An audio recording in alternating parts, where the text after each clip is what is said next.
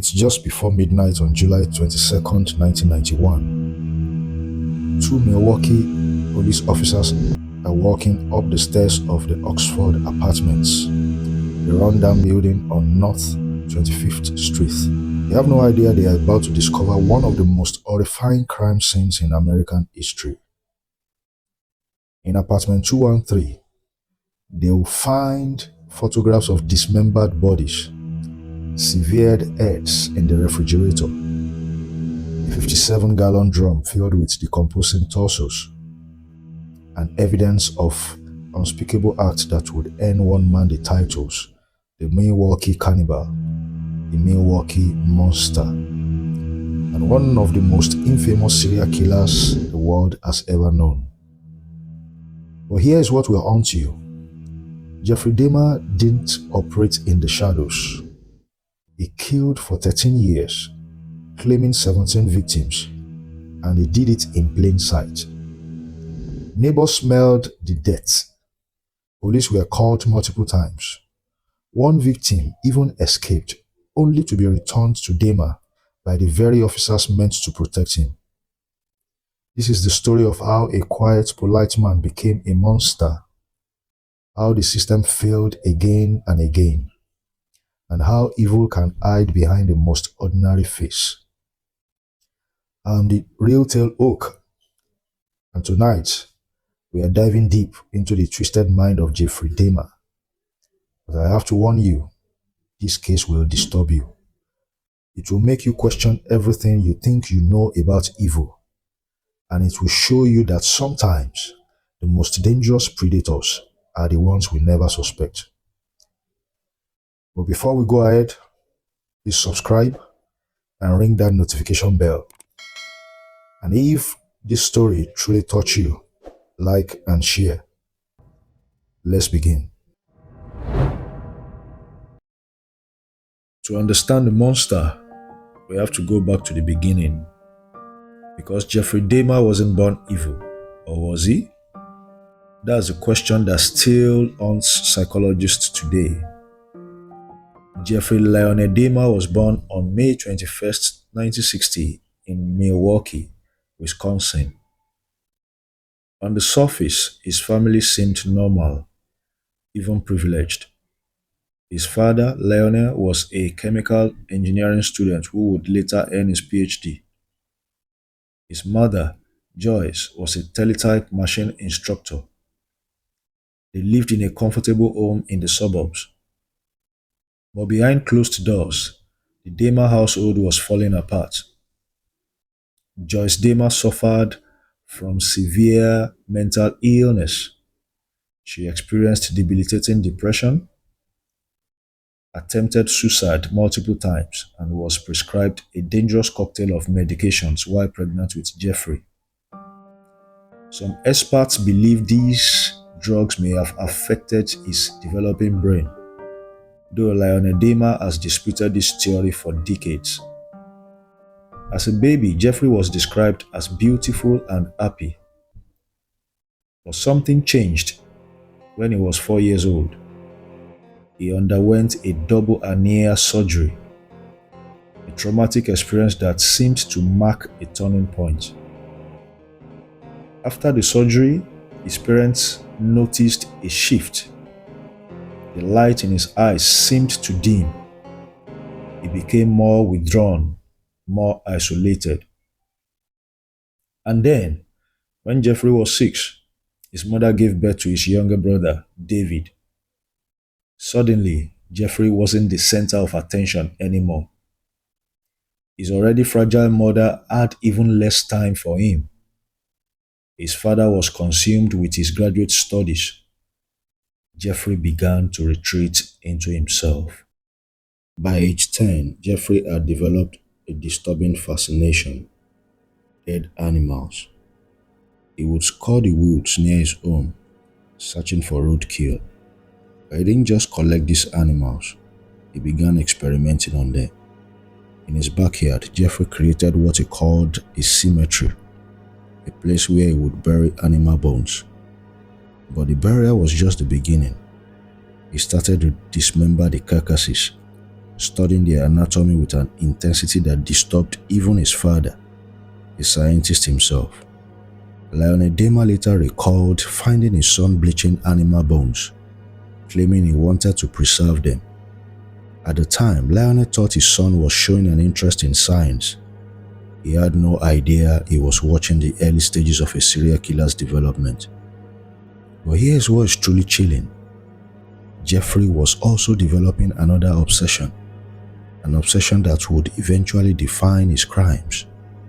He was becoming fixated on dominance and control. He wanted companions who would never leave him, never reject him. And as he entered adolescence, these dark fantasies began to merge with sexual desires. By the time Jeffrey entered high school at River High in Ohio, the family had moved there when Jeffrey was in middle school. He was a complete loner. His parents' marriage was disintegrating. They fought constantly, sometimes violently. His mother's mental health continued to deteriorate. Jeffrey began drinking heavily.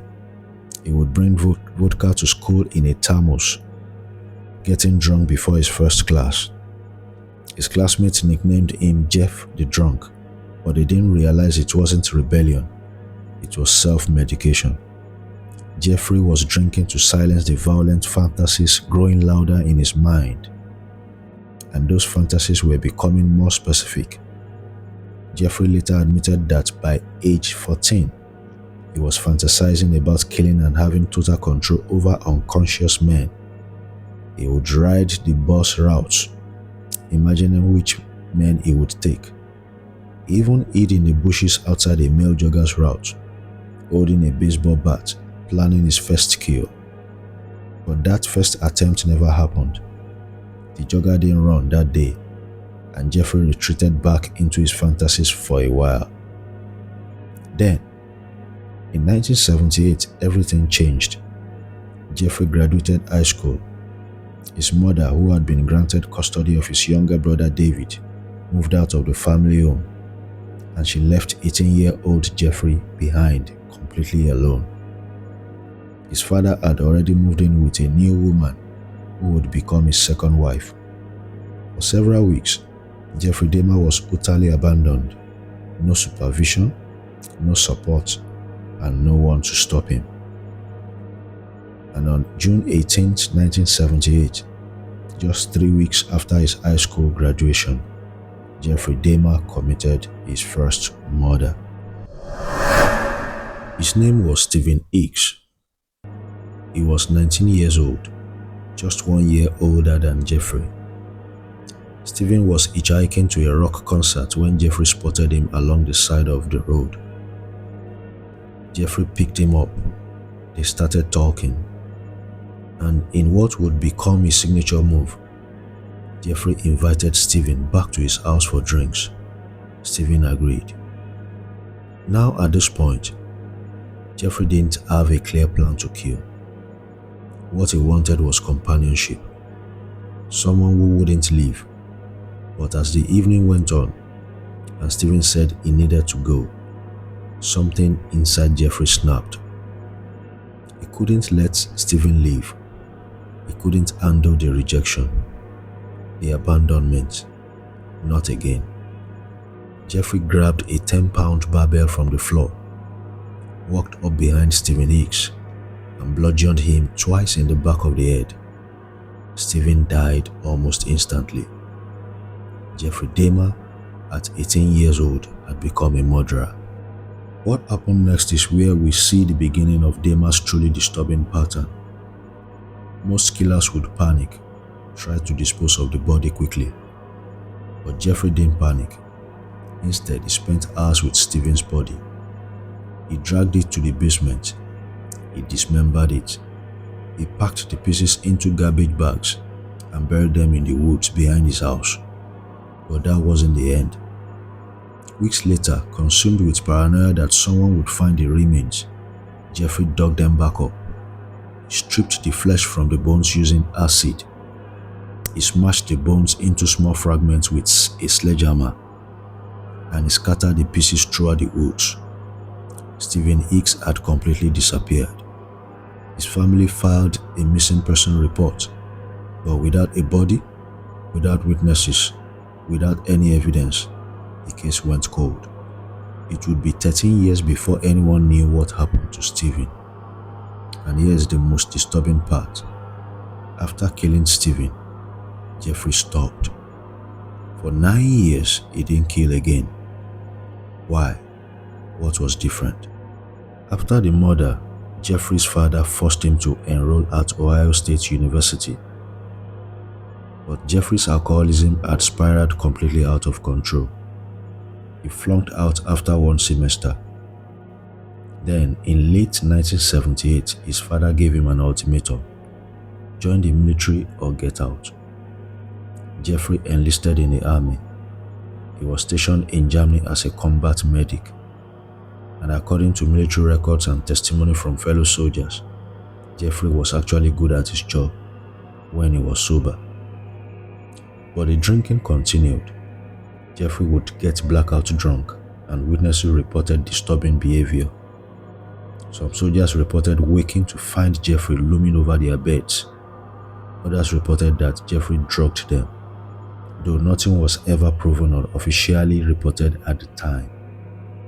After 2 years of service, Jeffrey was discharged early due to his alcoholism. He returned to Ohio in 1981, moving briefly to Florida, then ending up back in Milwaukee, living with his grandmother, Catherine Dahmer. And that's when the killing would begin again. But this time, Jeffrey Dahmer wouldn't stop. By 1987, Jeffrey was 27 years old. He was living with his grandmother in West Allis, a suburb of Milwaukee. He had a job at the Ambrosia chocolate factory. Yes, a chocolate factory, which makes the story even more disturbing. He seemed like a quiet, polite young man.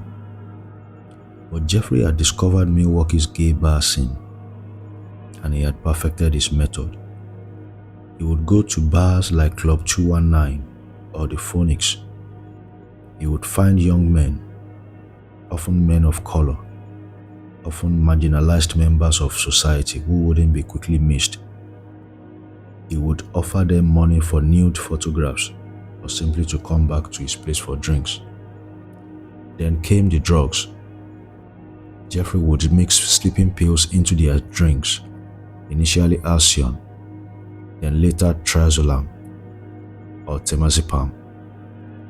The men would become drowsy, compliant, and once they were unconscious, Jeffrey would strangle them. But death wasn't the end. For Jeffrey, it was just the beginning. On September 15, 1987, Jeffrey committed his second murder. His victim was Stephen Toomey, 24 years old. They had checked into the Ambassador Hotel together. Jeffrey claimed he drugged Toomey's drink and woke up the next morning to find him dead, with blood coming from his mouth, beaten to death, though Jeffrey claimed he had no memory of killing him. Jeffrey went out, bought a large suitcase, and smuggled Toomey's body out of the hotel. He took it back to his grandmother's basement. There, he dismembered the body, placed the pieces in garbage bags, and disposed of them in the trash. Stephen Toomey's body was never found. His family never got closure, and Jeffrey Dahmer had officially become a serial killer. Over the next year, Jeffrey killed 2 more men.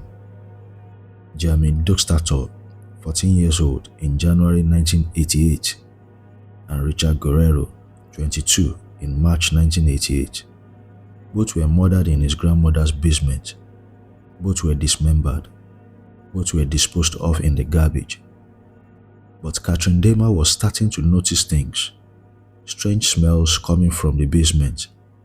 Suspicious trash bags. She asked Jeffrey to move out, though she didn't know the real reason those smells existed. In September 1988, Jeffrey moved into an apartment on North 24th Street. For the first time, he was completely alone, completely unsupervised, and his crimes would escalate in ways that defy comprehension. But first, Jeffrey made a critical mistake. On September 26, 1988, Jeffrey offered a 13-year-old Lucian boy named Somsak Sintasomphone $50 to pose for nude photographs. Jeffrey took the boy back to his apartment, drugged him, and fondled him. But this time, Jeffrey didn't kill. The boy was able to escape and report the crime to police. Jeffrey Dahmer was arrested and charged with sexual exploitation of a child and second-degree sexual assault. He was facing serious prison time. This should have been the end of his killing spree. This was the system's chance to stop him. Jeffrey's attorney worked out a plea deal. In May 1989, Jeffrey pled guilty. But here's where the system catastrophically failed. Despite the serious charges, despite the clear danger he posed, Jeffrey Dahmer received just 5 years of probation and 1 year in a work release program. His father and stepmother wrote letters to the judge, begging for leniency, saying Jeffrey needed treatment, not prison. The judge agreed. Jeffrey spent 10 months in prison for molesting a child, and that was it. While in prison, Jeffrey was required to register as a sex offender. He was also supposed to undergo psychological treatment. But when he was released in March 1990, those treatment sessions were sporadic at best. Jeffrey was a registered sex offender, living alone with minimal supervision. And he was about to enter the most prolific and horrifying phase of his killing spree. Within weeks of his release, Jeffrey killed again. His victim was Anthony Sears, 26, a model and aspiring actor. Jeffrey met him at a gay bar, lured him to his grandmother's house. Yes, he was back at his grandmother's temporarily, and murdered him there. But this time, Jeffrey did something new. He preserved Anthony's skull. He boiled it, bleached it, and kept it. This marked the beginning of Jeffrey's most disturbing obsession, keeping parts of his victims as trophies, as companions. In May 1990, Jeffrey moved into the Oxford apartments, apartment 213. It was a one-bedroom unit in a largely low-income, diverse neighborhood. His rent was paid through his job at the Ambrosia Chocolate Factory, where he continued to work the night shift. And this is where Jeffrey Dahmer would commit most of his murders. In apartment 213, behind a door with multiple locks, Jeffrey created his house of horrors. Between May 1990 and July 1991, just 14 months, Jeffrey Dahmer would kill 12 more people, one murder every 5 weeks. The frequency was accelerating, and his methods were becoming more and more depraved. Jeffrey wasn't just killing anymore, he was experimenting. Jeffrey wanted to create what he called zombies, completely obedient companions who would never leave him. So he began experimenting with lobotomies on his living victims. Using a power drill, he would drill holes into their skulls while they were drugged but still alive. Then he would inject hydrochloric acid or boiling water directly into their brains, attempting to create a zombie-like state. It never worked. His victims would linger for hours or days in an unresponsive state before eventually dying. But that didn't stop Jeffrey from trying again and again. He also began engaging in necrophilia. He would have sex with the corpses of his victims, sometimes for days after their deaths. He would photograph them in various poses, and then he would dismember them. But the dismemberment had evolved too. Jeffrey was now keeping more than just skulls. He kept hearts, he kept biceps, and entire torsos preserved in his freezer. He dissolved some bodies in acid in a 57-gallon blue barrel. The smell was so overwhelming that neighbors constantly complained. And then there was the cannibalism. Jeffrey later confessed that he ate parts of several victims. He said it made him feel like they were a permanent part of him, that they could never truly leave. He kept detailed notes on which body parts tasted best, how to prepare them, which seasonings to use. The victims during this period included Edward Smith, 27, June 1990, Ricky Biggs, 33, July 1990, Ernest Miller, 22, September 1990, David Thomas, 23, September 1990, Curtis Strother, 17, February 1991, Errol Lindsay, 19, April 1991, Tony Hughes, 31 and deaf, May 1991, Conrad Sintasomphon, 14, May 1991. Wait, stop. Did you catch that last name? Conrad Sintasomphon.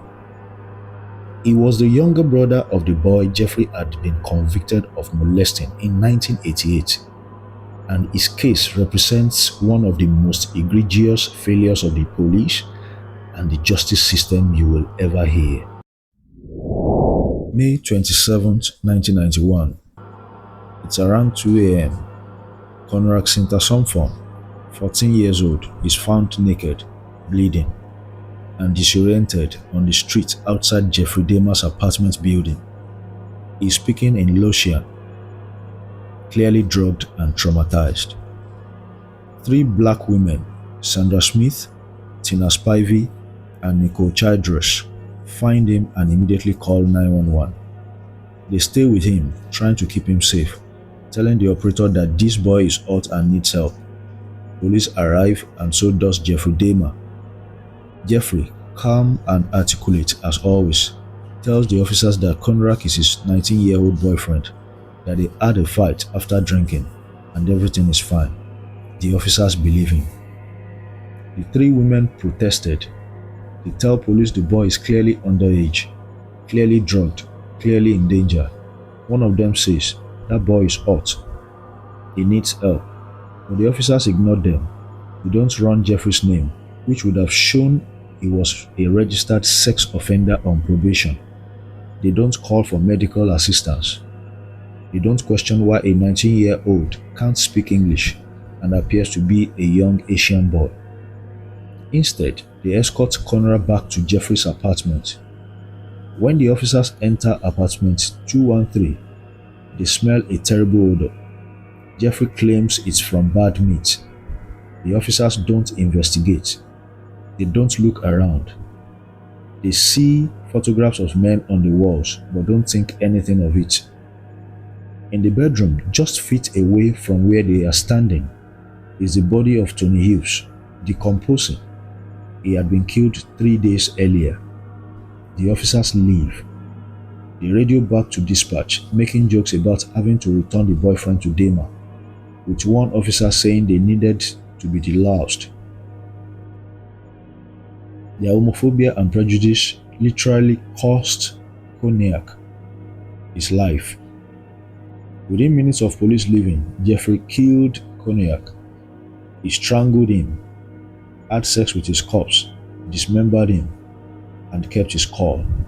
Cognac sister Somphon could have been saved. He should have been saved. But systemic failures, prejudice, and sheer negligence by law enforcement resulted in his death. After Conrad, Jeffrey killed 4 more people in rapid succession. Matt Turner, 20, June 1991. Jeremiah Wimminger, 23, July 1991. Oliver Lacey, 24, July 1991. Joseph Bradoft, 25, July 1991. Jeffrey was completely out of control. His apartment was filled with body parts. His freezer contained 3 human heads and a torso. His blue barrel contained 3 decomposing torsos in acid. Skulls were painted grey and displayed on shelves. They had human hearts in the freezer that they claimed he was saving to eat later. The smell was unbearable. Neighbors complained constantly. Jeffrey would tell them it was spoiled meat from his broken freezer, or that something had died in the walls. They believed him because he seemed so normal, so polite. But Jeffrey knew he was spiraling. He later said he felt like a runaway train, unable to stop. He was killing every few weeks, sometimes just days apart. He couldn't control the compulsion anymore. And then, on July 22nd, 1991, he made a final mistake. A mistake that would end his reign of terror and expose the full extent of his crimes to a horrified world. His name was Tracy Edwards, 32 years old, and he became the man who finally stopped Jeffrey Dahmer. On the evening of July 22nd, Jeffrey met Tracy near the Grand Avenue Mall in downtown Milwaukee. He offered Tracy money to come back to his apartment for a photo shoot and drinks. Tracy agreed. When they got to the apartment 213, things seemed normal at first. They sat on the couch, watched The Exorcist 3, and drank beer. But then, Jeffrey's demeanor changed. He snapped a handcuff on one of Tracy's wrists. He pulled out a large knife. He told Tracy that if he didn't comply, he would cut out his heart and eat it. He tried to force Tracy into the bedroom. Tracy later said that Jeffrey's face had transformed. His eyes went dead, and he seemed to become someone else entirely. Tracy realized he was fighting for his life. For hours, Tracy kept Jeffrey talking. He calmed him down, convinced him to put the knife down, told him they could watch more TV. He was strategic, buying time, waiting for an opportunity. And finally, he saw it. Jeffrey became distracted for just a moment. Tracy punched him in the face, ran for the door, and escaped into the street, still wearing one handcuff. He flagged down a police car with officers Rolf Mueller and Robert Roth inside. He was hysterical, telling them a man tried to kill him, that he had a knife, that they needed to help. This time, the officers listened. They went back to apartment 213. Jeffrey answered the door, calm and polite as always. He apologized, said it was a misunderstanding. He started to explain, but the officers pushed past him. They entered the apartment, and what they found would haunt them for the rest of their lives. Officer Miller opened the refrigerator first. Inside, he saw a severed human head on the bottom shelf. He immediately radioed for backup, saying words that would become infamous. "My God, there is a head in here." As more officers and detectives arrived, they discovered the full scope of the horror. In the refrigerator, 3 severed heads, a torso, various organs in plastic bags, and a container of what appeared to be blood. In the freezer, 3 more heads, frozen solid, stacked on top of each other, along with a human heart. In the bedroom, a 57-gallon barrel containing 3 decomposed torsos in acid. The smell was so overwhelming that officers had to take turns going outside to breathe. Throughout the apartment, skulls that had been painted grey, carefully cleaned and preserved. Severed hands and genitals kept in a stockpot. Polaroid photographs showing victims in various stages of death and dismemberment. Evidence that Jeffrey had documented everything. On a shelf, arranged like hat, 2 complete skeletons. Officers found 74 Polaroid photographs in total. Each one showed a different stage of Jeffrey's process. The victims alive and prosed, unconscious, dead, dismembered. He had created a catalogue of his crimes. Jeffrey Dahmer was arrested at 11:47 p.m. on July 22nd, 1991. He didn't resist, he didn't run. He actually seemed relieved. When asked if the photographs were real, he simply said yes. When asked how many people he had killed, he told them 17. The Oxford apartments had to be evacuated. The crime scene investigation took days. Forensic teams worked around the clock, cataloging evidence, trying to identify victims from the remains, and the world watched in absolute horror as details emerged. The Jeffrey Dahmer case dominated every news channel, every newspaper. People couldn't comprehend how one person could commit such atrocities, how he had operated for so long, how so many opportunities to stop him had been missed. The Milwaukee Police Department came under intense scrutiny, especially regarding the Cognac Sinterson case. The officers who returned Cognac to Dahmer were eventually fired, but only after massive public outcry. Families of the victims were devastated. Many of them hadn't known their loved ones were missing. Some had filed missing person reports that were never seriously investigated. Most of the victims were young men of color, many from marginalized communities, and there were legitimate questions about whether more privileged victims would have prompted earlier action. Jeffrey confessed to everything. He waived his right to remain silent and gave investigators detailed accounts of each murder.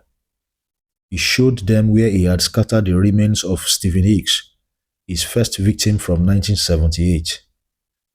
After 13 years, Stephen's family finally knew what happened to their son. But here is what made the case even more disturbing. Jeffrey Dahmer was found to be completely sane. Legally, he understood the difference between right and wrong. He knew his actions were crimes. He simply couldn't stop himself from committing them. Jeffrey Dahmer's trial began on January 30th, 1992. He pleaded not guilty by reason of insanity. His defense argued that no sane person could commit such acts, therefore he must be legally insane. The prosecution argued the opposite, that Jeffrey's careful planning, his ability to hold down a job, his methodical cleaning of the crime scenes, and his avoidance of detection for years all proved he was perfectly sane, just evil. The trial lasted 2 weeks. Forensic psychiatrists from both sides testified. The jury had horrifying details about every murder, every act of necrophilia, every attempt to create a zombie, every instance of cannibalism. Family members of the victims gave impact statements. The courtroom heard from fathers who had lost sons, mothers who would never see their children again, siblings left devastated. The grief was overwhelming. On February 15, 1992, the jury deliberated for 5 hours. They found Jeffrey Dahmer sane and guilty on 15 counts of murder. He was charged for murders that occurred in Wisconsin only, as Ohio hadn't filed charges for Stephen Hicks' murder yet. Judge Lawrence Graham, Jr. sentenced him to 15 consecutive lifetimes, a total of 957 years in prison. There was no possibility of parole. Jeffrey Dahmer would die in prison. During his sentencing, Jeffrey gave a statement. He said, "Your Honor, it is over now. This has never been a case of trying to get free. I didn't ever want freedom. Frankly, I wanted death for myself. This was a case to tell the world that I did what I did, but not for reasons of hate. I hated no one. I knew I was sick, or evil, or both. Now I believe I was sick. The doctors have told me about my sickness, and now I have some peace. I know now much harm I have caused. Thank God there will be no more harm that I can do. I believe that only the Lord Jesus Christ can save me from my sins. I asked for no consideration." He was led away to begin his life sentences at the Columbia Correctional Facility in Portage, Wisconsin. In prison, Jeffrey became a born again Christian. He was baptized, read the Bible constantly, and engaged in religious counseling. Some believed it was genuine, others thought it was another manipulation. He gave several interviews, including with Stone Phillips for NBC's Dateline. He spoke candidly about his crimes, his motivations, his fantasies. He expressed remorse, though many questioned its sincerity. Jeffrey also received hundreds of letters from people around the world. Some were from women who were infatuated with him, a disturbing phenomenon called hybristophilia. Others were from people who wanted to understand how such evil could exist. But his time in prison was short-lived. On November 28, 1994, just 2 years into his sentence, Jeffrey Dahmer was murdered. He was on a work detail cleaning the prison gymnasium bathroom, along with two other inmates, Jesse Anderson and Christopher Scarver. Christopher Scarver, who was serving a life sentence for murder, beat both Jeffrey and Jesse Anderson to death with a metal bar from the weight room. He later said that Jeffrey's crimes disgusted him and that Jeffrey had been taunting other inmates by shaping his prison food to look like severed limbs and using ketchup as blood. Jeffrey Dahmer died at the age of 34 from severe head trauma. He was pronounced dead at 9:11 a.m. at the Divine Savior Hospital. Some saw it as justice, others saw it as a failure of the prison system to protect even the most despicable inmates. But for the families of Jeffrey's victims, his death brought complicated feelings, relief mixed with the reality that they would never get full answers, never understand completely why their loved ones had been taken. Let's remember their names, not his, theirs. Stephen Hicks, 19. Stephen Toomey, 24. Jamie Doxtator, 14. Richard Guerrero, 22. Anthony Sears, 26. Raymond Smith, 32. Edward Smith, 27. Ernest Miller, 22. David Thomas, 23. Curtis Strother, 17. Errol Lindsay, 19. Tony Hughes, 31. Cognac Sister Somfort, 14. Matt Turner, 20. Jeremiah Wibinger, 23. Oliver Lacey, 24. Joseph Bradoft, 25. These weren't just victims, they were sons, brothers, friends, partners. They had dreams, ambitions, people who loved them, and they were taken by a predator who operated in plain sight while the system repeatedly failed to stop him. The Jeffrey Dahmer case exposed critical failures in law enforcement, the justice system, and society at large. It showed how prejudice against marginalized communities can literally be deadly.